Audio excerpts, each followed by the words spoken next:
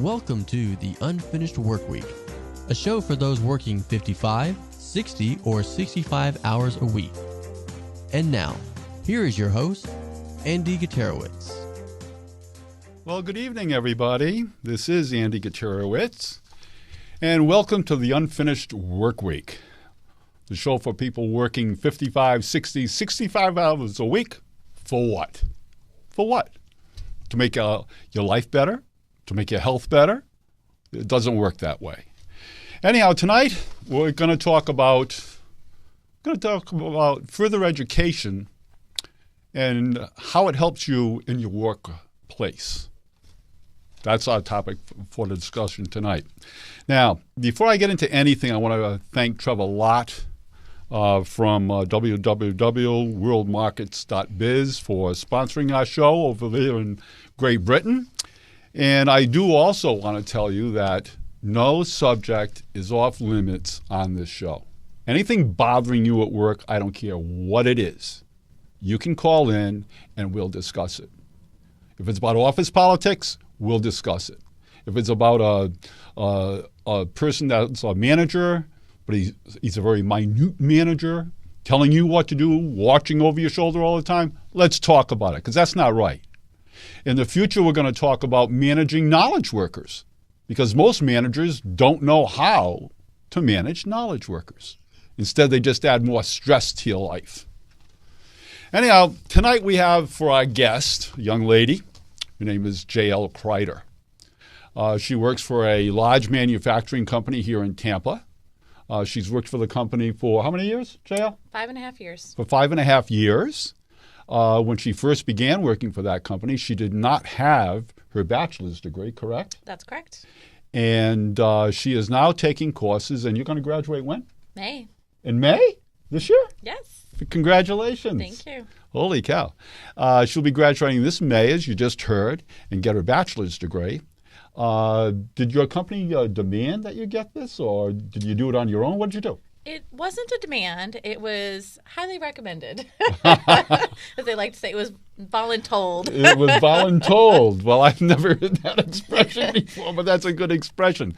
So you were voluntold that you should get and further your education and get at least a bachelor's degree, correct?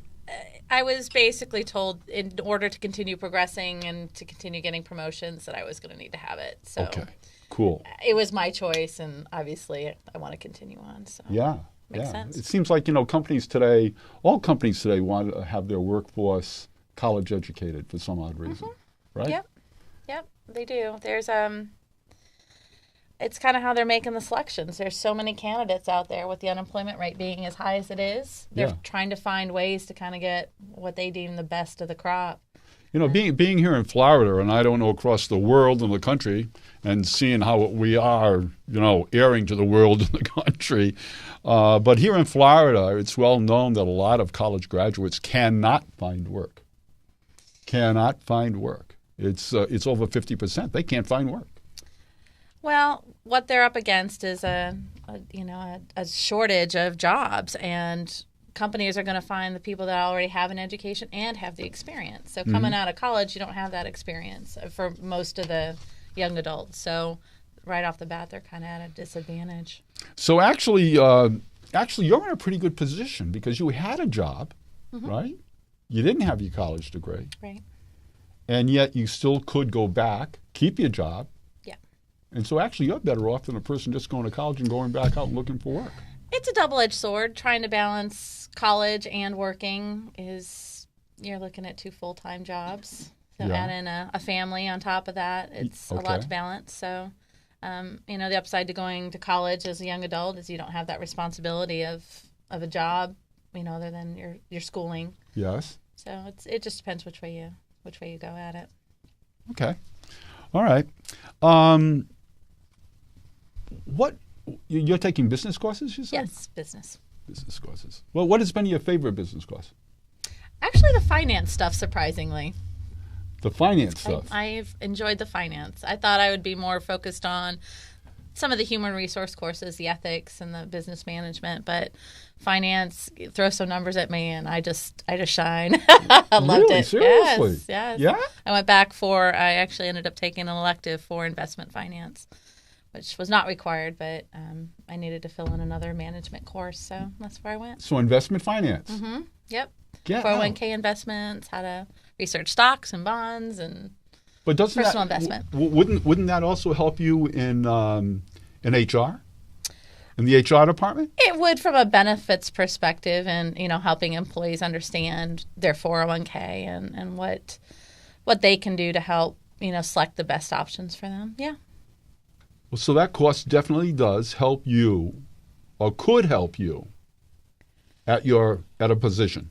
It could help me from a job perspective, but I actually took it more for a personal perspective. I understand that. That was more about my own interest. I understand that, but what I'm saying is that let's look at the value and why companies really offer a tuition program. All companies don't offer a tuition reimbursement program.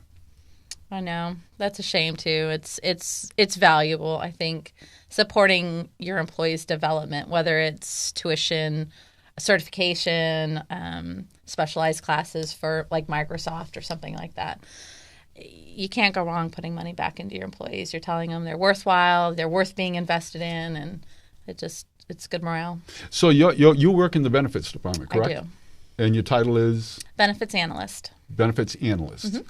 And what do you actually do? What does that mean? Benefits is very encompassing.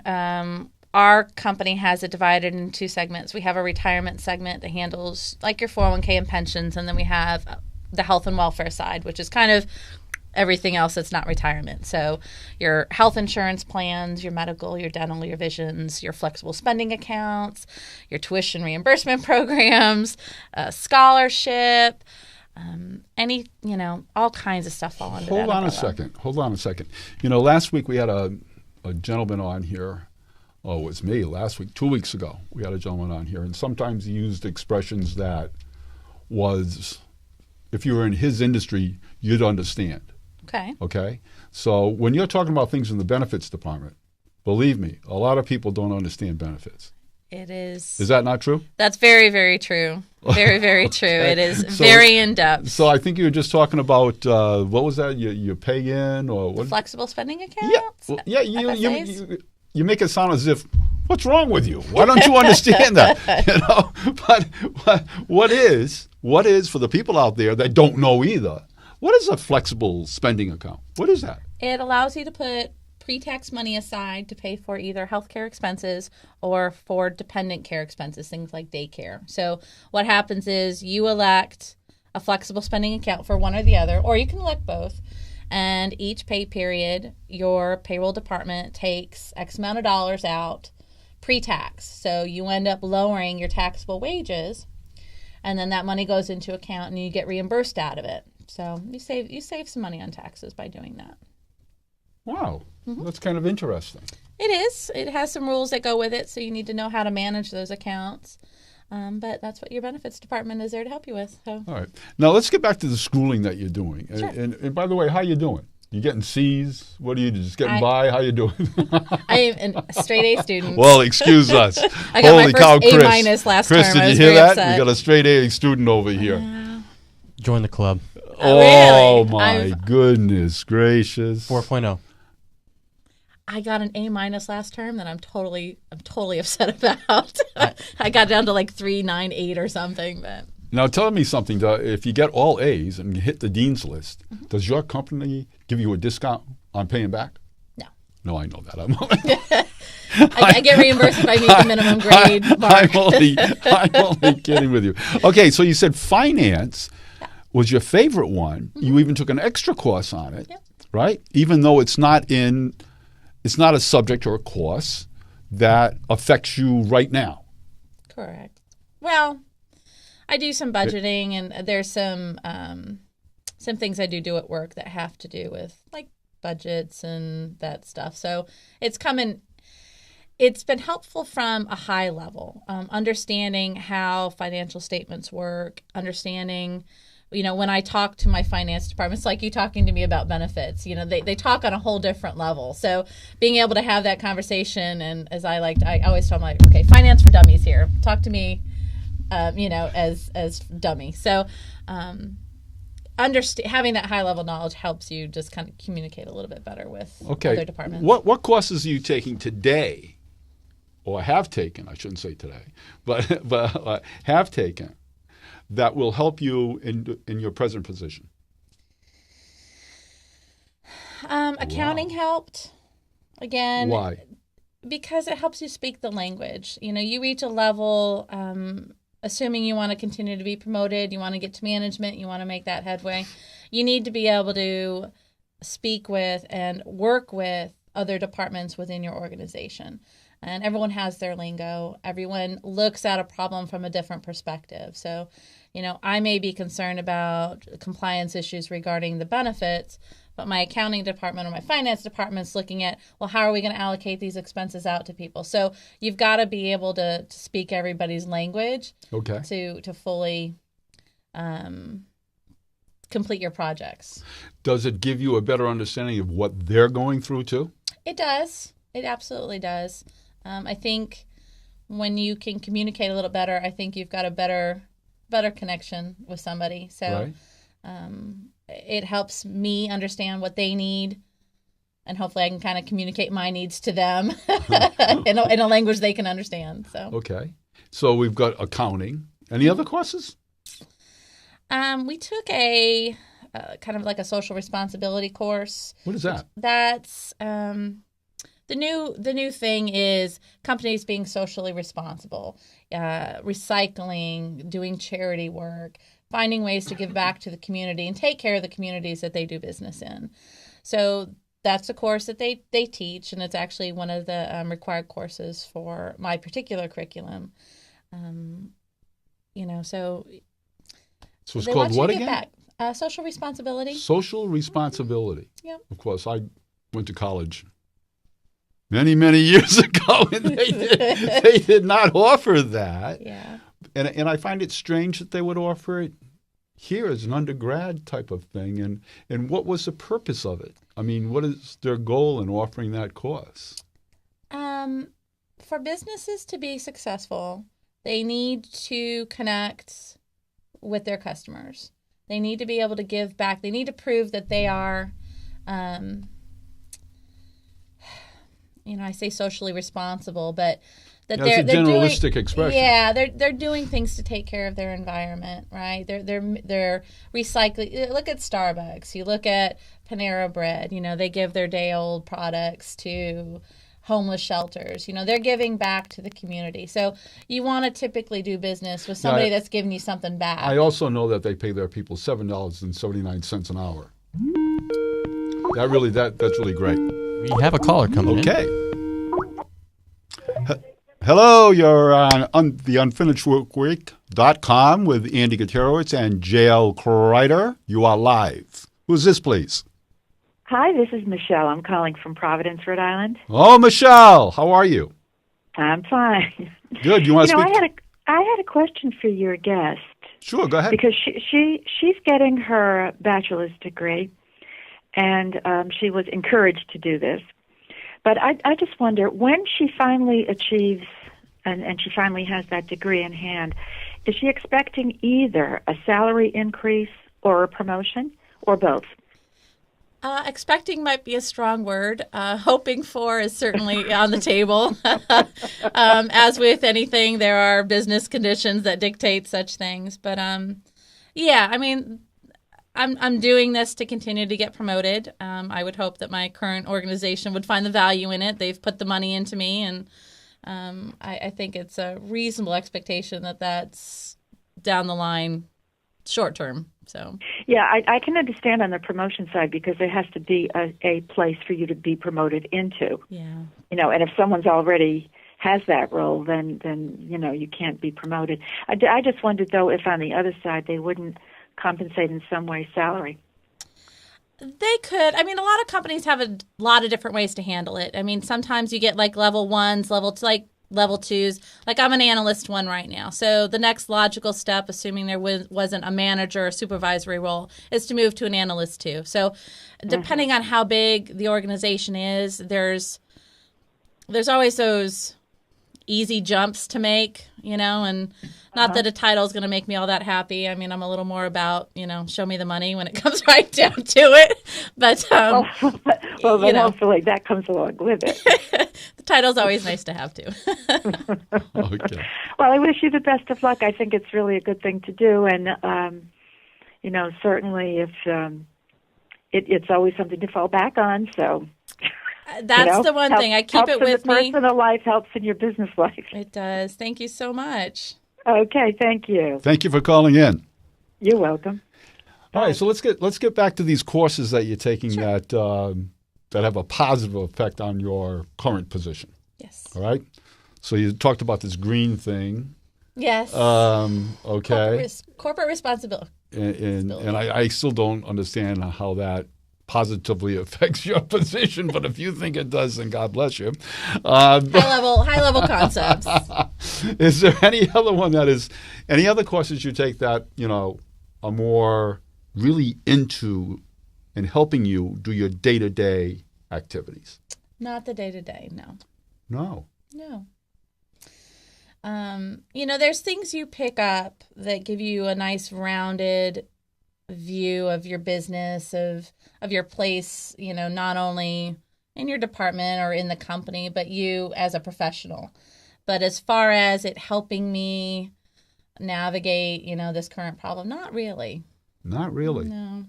Now, I'm a firm believer in education. Mm-hmm. I'm a firm believer that you have to communicate to the capacities of the brain to process that information.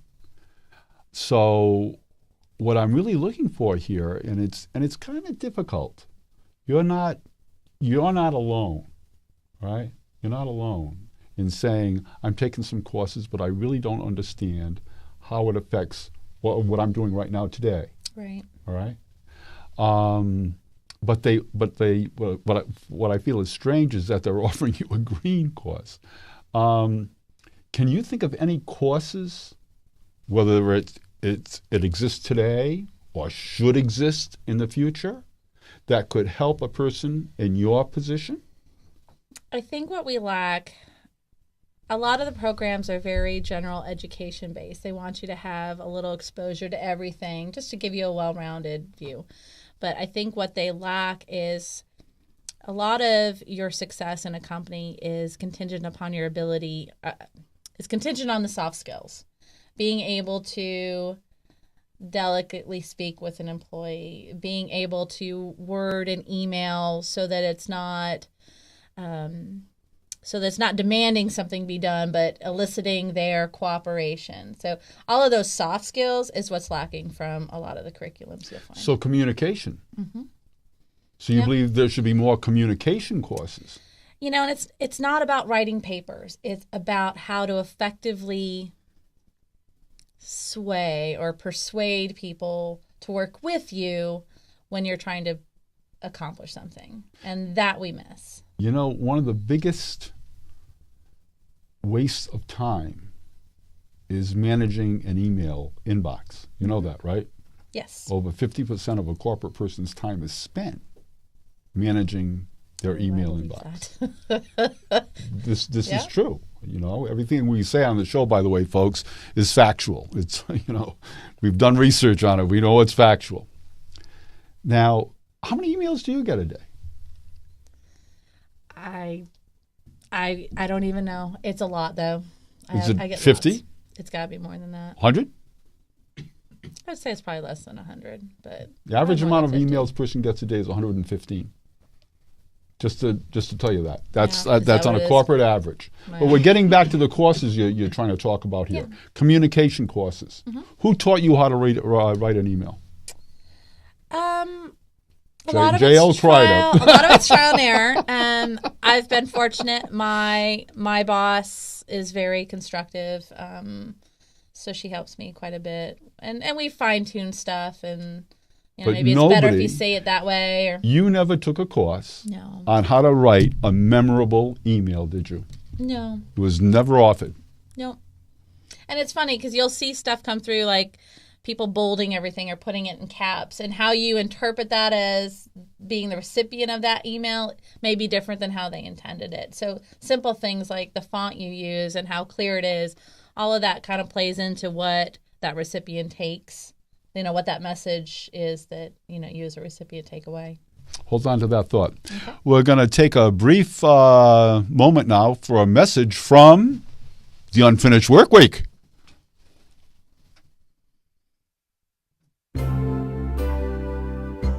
The beloved 55-hour work week. Who created it? Management or employees?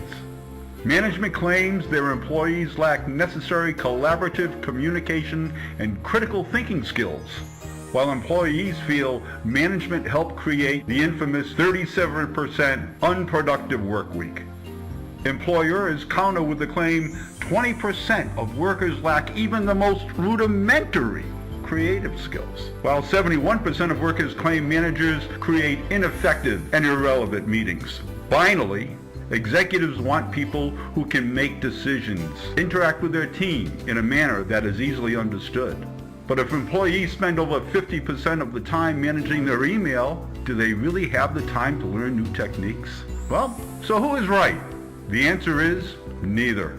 First, both managers and employees are a management team, so stop pointing fingers at one another. And the management teams are complaining of the lack of effective communication. How many managers or employees understand the rules of memorable interaction? And certainly there are rules. Here are a few facts you should know before communicating. First, 90% of the day's events are forgotten. So how do you get into that 10% retention pool? Second, you only have the capacity to remember 8 new things in an hour. Just 8 new things. How much new information was included in your last meeting? And finally, we speak over 16,000 words a day, but it's like talking to ourselves because 86% of what we remember is seen and only 9% heard. So reduce the 55-hour work week while creating management teams that have effective, memorable interaction with coworkers, work well together, and take action on their own. Have the management team visit theunfinishedworkweek.com to learn all the rules to effective, memorable interaction. Or just call me, Andy Gutierrez, at 609-410-9291 for an appointment.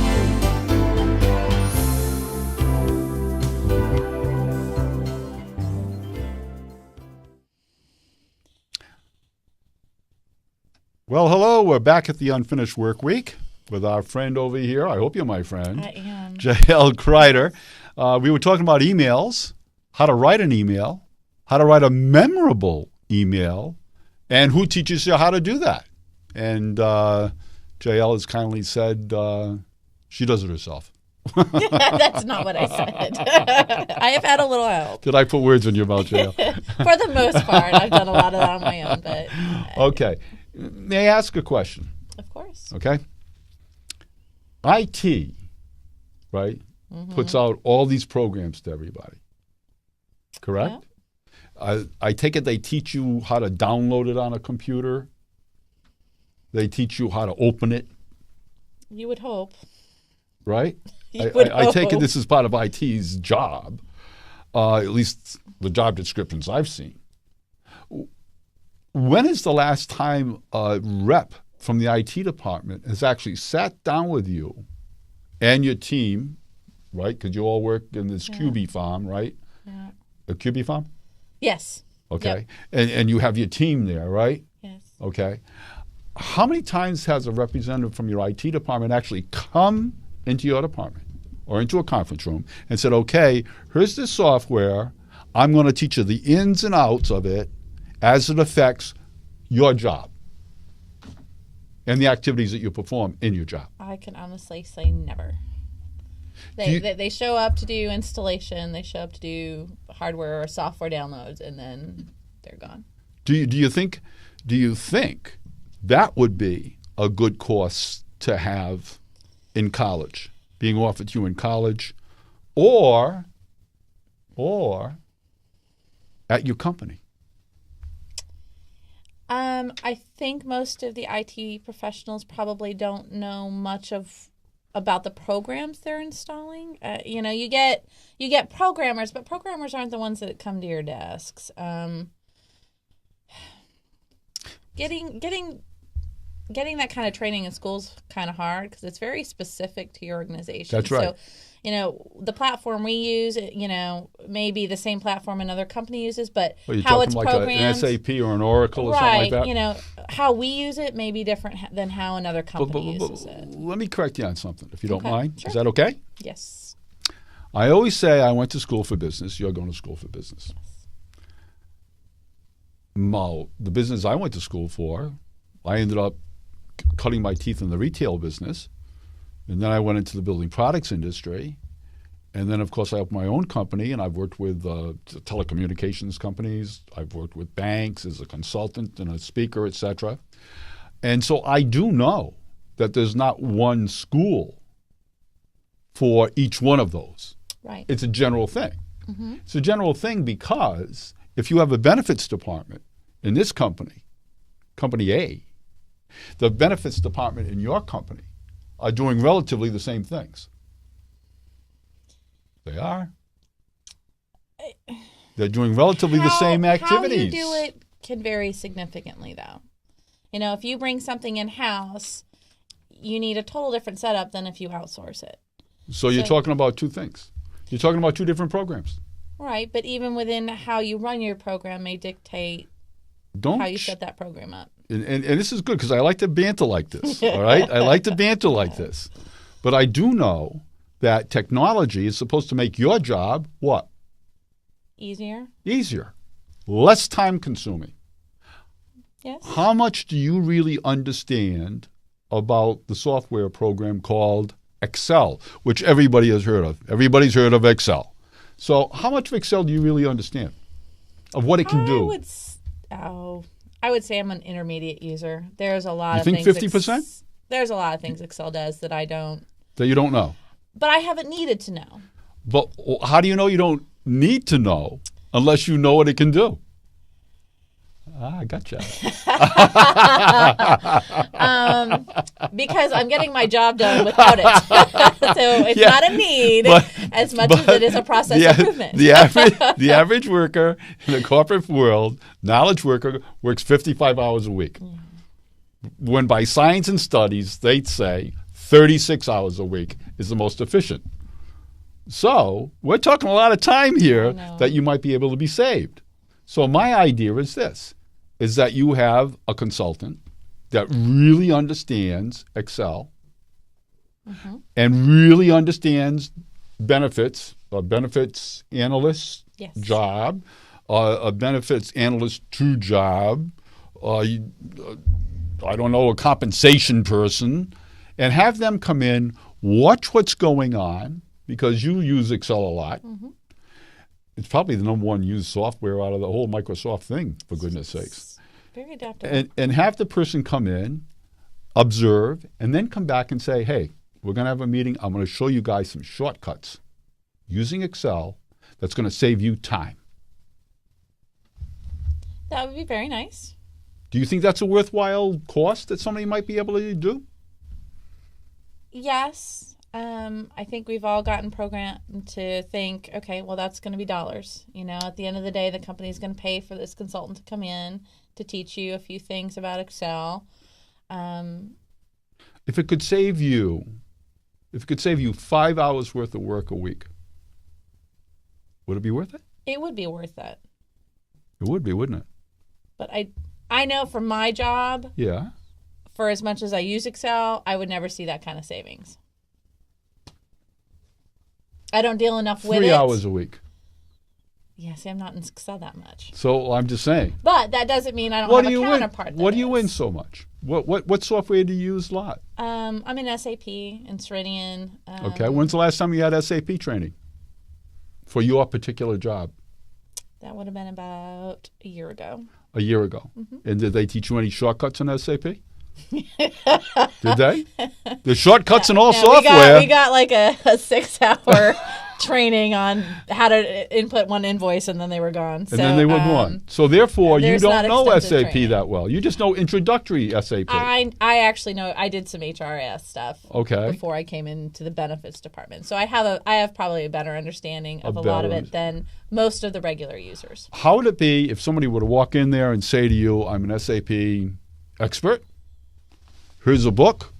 Matter of fact, it's not a book; it's a couple of pages, but it's all shortcuts to do certain things. Just like on a regular computer, you can copy by doing what? Control-C or something like that, right? All kinds. Instead of going up and saying, "Okay, I want to copy and paste and all this other good stuff." Could that help you in your current job?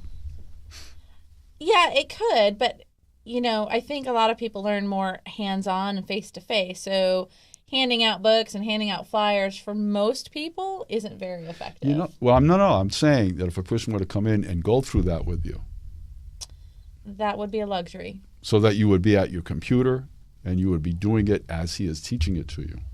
That would be very nice. Or she is teaching it to you. Do you think that would be more beneficial than taking a course in college that doesn't really, to you, mean that much to you at your current position? Yes, it does from a day-to-day work perspective, yes. That's how I'm looking at it. Yes. And that's how I'm looking at it for you, too. Because I don't want all this cortisol stuff to get into your brain up there and you start eating badly and it's not funny and losing sleep and We have another call on the line. Okay, great. Well, Hello? Good evening. This is the Unlimited Work Week live. Who am I speaking with, please? Hi, my name is Maureen. I'm actually a fan of your show, Andy. I've listened a couple of times. My question is two-part. It has to do with two different things. Today when I was online, I know you like to talk a lot about emails. I heard about SaneBox, and I wonder if you know this product and if you could, recommend it or not. Maureen, you know something I don't. Have you ever heard of it, Chris? I don't think I have. It was called SaneBox. It's called SaneBox, and basically what it does is it learns what emails are important to you by what you click on, and all the other ones it just puts into a folder and gives you like a generalized description of what's in that folder, so you don't ever really have to look at it. The other thing is you can open this app on any device. All you need is a folder on your phone in order to access it. I was just curious because I know that one of your favorite topics is talking about how much time we waste with email. So yeah. Well, wait. Maureen, don't run away. Is that SANEBOX? Yes, it is. SaneBox. So if you went to sanebox.com, for the rest of our viewers out there and listeners, they could download this? I'm sure they could. I didn't delve into it further. To be honest, I was wondering if you had heard about it, and I wanted to get your feedback. But I promise you, Maureen, I am going to look into it. Believe me, I will look into it. On the other hand, that Gmail, of course, today separates. Right, it learns. Yeah, yes. Separates your email from email, promotion email, and there's another slot that they have in there. I think social email. Oh, right. No, social. It's social, Yeah, primary, and promotion. Yeah, so Gmail is doing something like that, and they have been for a while because Google's always ahead of the curve. Right. But with this Sane stuff that you're talking about, Yes, now we're SaneBox. talking about all email, I guess, right? Or we Right. will find out, and we'll talk about it next week. Right, it's about all email. And I was a little late tuning into the show today, but I was wondering, for your new benefits analyst sitting next to you, how much is a good benefits package worth these days? Benefits packages, if you look at not only what you get for health care, but time off, you're probably looking at about 30% of your base salary. Oh, wow. Is about what an employer will spend on you between, and that involves some training and other things like that. But you can figure your company's going to add about 30% to that base salary for all that stuff. But that's your Right. company. I mean, other companies could be less, right? No, that's the average? Generally, I mean, you can certainly get a company that isn't spending much, but On the average? Yeah. Most are Right, probably so that is that 25 what to I 30. should look for when I'm, say, negotiating between companies? Should I look for that benefits package to be at least 30% of what the base salary is that they're offering me? Yeah, but remember, that's the entire healthcare premium. What you pay for your healthcare is a fraction of the total cost. That's 401k matches. That's the time that they give you for vacation. That's PTO time, and that's everything bundled together is about what you'd expect to get. Okay. Okay. Well, thank you very much. You're welcome. Thanks for calling. Thank you, Maureen. Oh, you're welcome. Bye. Bye-bye. Yes. Good question. Yes. What was the name of that software? SaneBox, and I actually did look up the URL on that, and that is going to be www.sanebox.com. And you can download that. It- I imagine it gives a description, right? Well, I just looked up the URL. I didn't actually look into it because I didn't want to without you. You can. Yeah, okay. Would you like to know? Sure. I would expect to have a full report on it next week. Well, we're going to have a full report on it next week. Otherwise, I get in trouble with JL and Maureen. Well, from what I can tell, just looking at the homepage here, Yeah. it offers you a 14-day free trial. Oh, well, that's nice. So- but what does it do to all email? It does give a description? No? It says smart filtering. SaneBox determines what the importance of each email based upon your past interactions with your inbox. It moves unimportant messages out of the inbox into a new folder called Sane Later and summarizes them in a digest. Now you can focus on what's important without missing anything. I'm Is going that to designed for like personal accounts versus like A business work account? Yeah, because I would imagine the content of that would be slightly different. Well, I think we're going to have to look in that deeper then. I think that would be something that you'd have to look into because it doesn't really specify whether it's a personal account or a business account. I mean, it's saying it's showing here a picture of a laptop and a picture of a smartphone. So I would assume whatever you can get up on those devices is what you could use it on. Obviously, if it's your office computer, most companies will dictate are really strict Yeah. about what you can Yeah. install on those computers because you don't own it. That's right. That's right. But the as last far- thing they need is for you not to get their emails. Right, exactly. Yeah, but JL, no emails from her boss. Exactly. Everything It'll goes go into in the the later trash box. file, right? I don't think she'd appreciate that very much. But isn't that something? SaneBox. Same, it's definitely something to look into, and determine. It doesn't show. I'm not right off the top of off the homepage here. It doesn't show pricing, but I'm sure if you look into it, I'll check into it. I'm going to check into it, Chris, and then next week we're going to go through that. Cool deal. Okay? All right. That is cool. But now, see what's happening here? We're talking about things that really could help your job right now, but it's not being taught in college, No. right? Right. And so a company is paying you to go to college for that course when the company could be taking that money and teaching a lot of people the same information. Yes. That's true. Okay? See, That's I think true. you're going to find out that I am anti-management, and I think that they spend their money foolishly, and I don't think they take care of their employees very well, and they add stress to their lives. And these are just a couple of reasons I'm saying, because they've got out there right now. They could be teaching you how to do your job more efficiently, more effectively, work less hours, and have a happier workforce. You don't have to agree with me. That's the way I feel, and I know it because people in Europe are doing it today, and they have been doing it for years. But whatever. Those guys sitting at the top making 380 times more than you are know better than I do, I guess. I bet you they have college degrees. I got a college degree. And look at how you're doing. Yeah, I'm on a show. All right, then. I'm on a show with Chris and JL. Tell me something. I got to ask you this.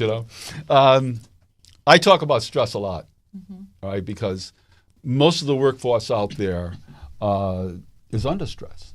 Working 55 hours a week is a lot, Yes. and that's just the average. Some people work 65. I know a friend of mine was going to work for a company called ADP, and they point blank told him, be prepared to work 65 hours a week. Otherwise, don't even apply. Okay? That's a lot. All right?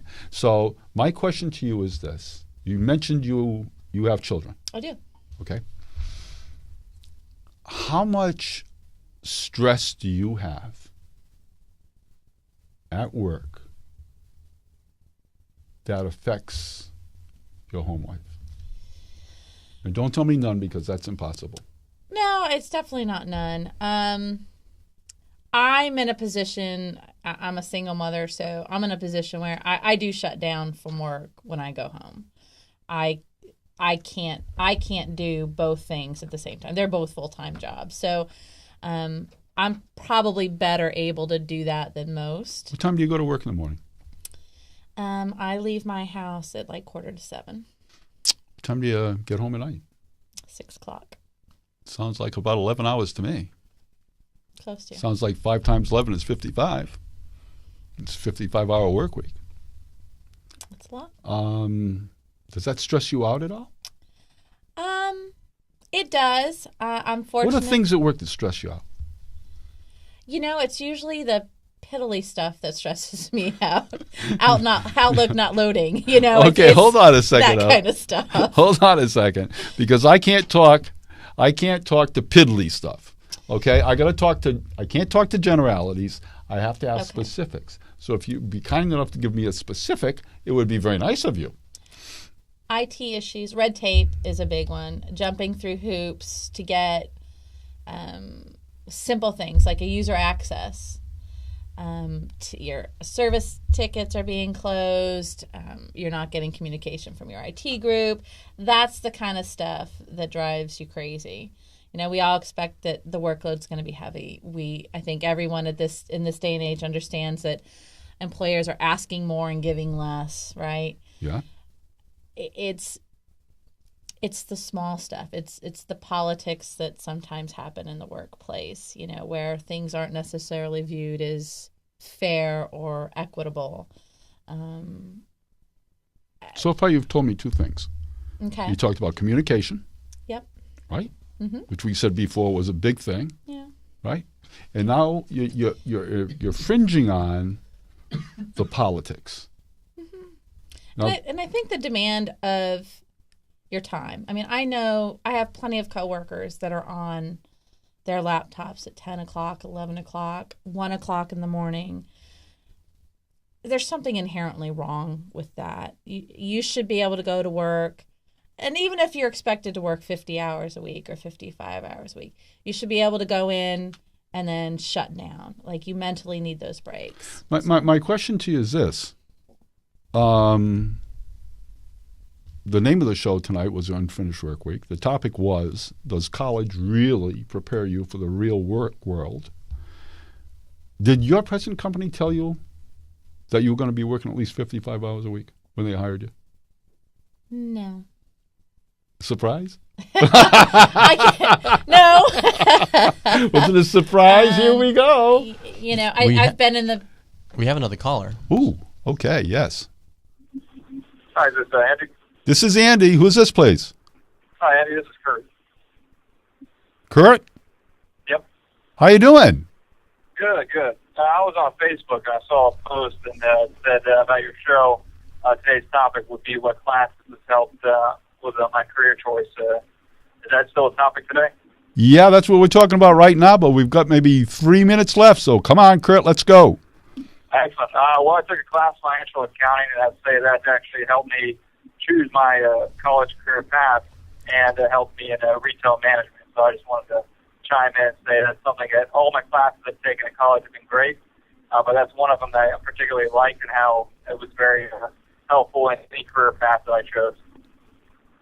Okay, Kurt, let me tell you, like we've been talking about here a little bit, you've got to make sure that people get a mentor or something that can mentor you in office politics. It's very, very important that you know office politics after you get out of college and go to work. Believe me.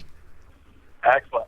Okay, and if you want, you can give me a call, 609-410-9291, because I've been mentoring quite a few people. So if you want, you can do that, Kurt. Excellent. Well, thank you so much. Thank you for calling. Thanks. Bye. And I do want to thank you, J.L. Kreider. Thank you for having me, Andy. I appreciate it. You were excellent. Believe me, you were excellent. Wasn't she, Chris? Absolutely. Just dynamite. Thank you, Chris. Dynamite. And I want you to come back on the show if you don't mind. Love to. Is that okay? Yes. Okay, good. And the next time, please tell your friends. That would be very nice of you. Next week we I manage my inbox to get that out. Next week we're going to have as our guest host. It's going to be very interesting. Her name is Ms. Trish Dwyer. She's a certified hypnotist and registered nurse here in Tampa. The topic is going to be how can hypnotherapy manage stress? And finally, thank you for joining us. And remember, are all those long hours really necessarily and really worth it? Good night.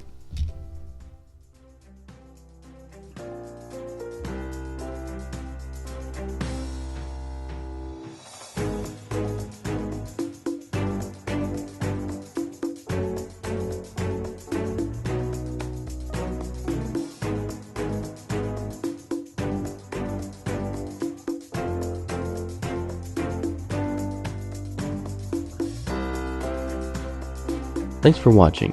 If you would like more information on what you just heard today, or you would like to obtain your own copy of The Unfinished Workweek, go to theunfinishedworkweek.com. That's www.theunfinishedworkweek.com.